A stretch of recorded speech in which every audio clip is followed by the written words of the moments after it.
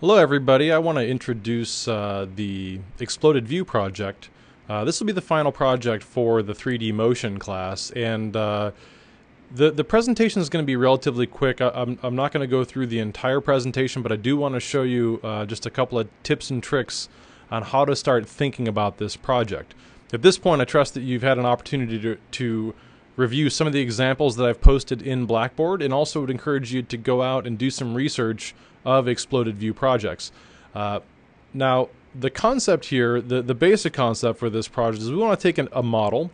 It could be an existing model that you created in a previous class, or something that you create from the ground up for this project. The idea is to break apart the model over time to show its different components so that the viewer has a better concept of what goes into the making or the assembly of this model or this product. Now, I've chosen to model NASA's replacement to the space shuttle. I've made this is the Ares 5 rocket, and I've modeled this from the ground up. And if you decide to use a previous model, chances are you're going to spend a great deal of time organizing the hierarchy of your model for the Exploded View project. If you decide to model something from the ground up, which I would encourage for this project, pay close attention to your arrangement in the object manager. Now, when I created it, I modeled this project one way, and then I went through and prepared it for animation and had to basically reorganize the entire object manager to prepare it so that it's a little bit more easily organized to animate this project. Now, my goal for this project is to, over time, pull off these secondary thrusters or boosters and have those explode into parts, and then show the center rocket come apart in pieces. And I want to do this not necessarily all at the same time. I kind of want an asynchronous animation so that maybe the boosters pull off first, the central rocket body explodes into its different parts, then the boosters kind of explode and show all the different components, and then I might even have the rocket kind of tilt in space and start to rotate and have some camera animation so that the user can see different perspectives of this. So that's going to be my basic strategy. I'll show you some tips and tricks about how to think about animating this project, and the idea is that we want to animate, we want to preserve the keyframes on the front end and the tail end of this animation so that we already have sort of the assembled model ready to go.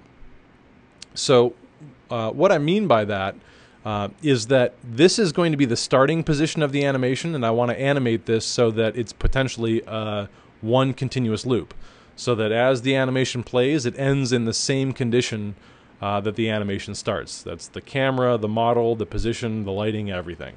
Okay? So I just want to back up and show you the basic arrangement I have for this model, and that is I have booster 1 and booster 2. Those are the separate boosters on either side of this model. And as I push forward, I'll show you some tips and tricks. I'll start off really simple about how to animate this, and then I'll add a little bit of complexity to it. But I have booster 1, booster 2, and then I have the entire rocket body. If I reveal the hierarchy, much like the booster 1 and booster 2, I have this hierarchically arranged so that as I click through the different elements, they line up hierarchically with what element comes first, followed by what element second, third, fourth, and fifth, and so on.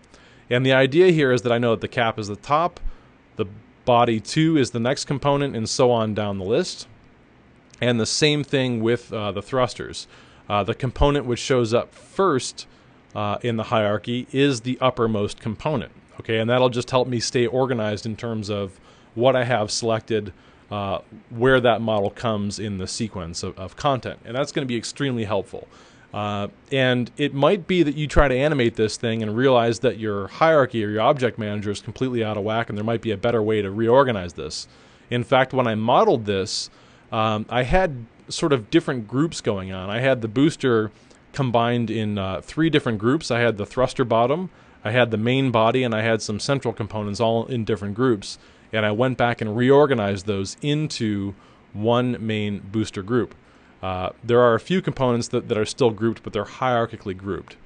So in other words, if I look at cylinder 2, you'll notice that there's a little bit of text. Let's see, I'll look at the bright side of the object. And if I zoom in here, you'll note that there's a little bit of extruded text. That's just been combined with the objects that I have here. Now, one more important thing is that this was modeled from reference. So if you decide to model something, I chose something that was pretty technical and geometric in nature, and it allowed me to very quickly model this this component and get it pretty accurate, and you know, have something that can be pulled apart pretty quickly and pretty effectively. So so take a minute, make sure that if you're gonna model something from the ground up for this project, make sure that you approach it from a very organized fashion. If you start off with an existing model, your model might not have enough information to explode apart. I'm going to leave this open to your interpretation about how much information is there, but make sure that it's visually interesting enough that if you have a model that's made up of 3 pieces and you create an exploding view of those 3 separate pieces, it's not going to be very compelling. I have probably 30 components to this when you factor in all these different elements, and exploding those apart over time, even though it's a pretty simple model, is going to be pretty interesting from visually. So keep that in mind when you choose the component. Take a look at some of the examples that I've posted in Blackboard. Find some inspiration on your own, and come back with a project that's fit for mass consumption and prepared for the exploded view. You might want to go back and choose your robot project as well from the first design project, or from the first design class.